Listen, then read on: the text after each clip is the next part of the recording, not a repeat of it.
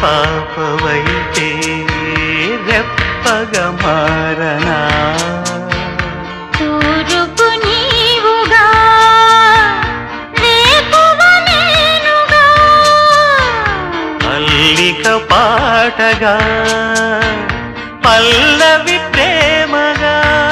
ప్రేమించే పెదవులొకటై పొంగించే సుధలు మనవైతే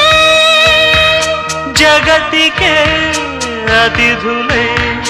జననమౌదిన ప్రేమ జంటకి ఓం నమః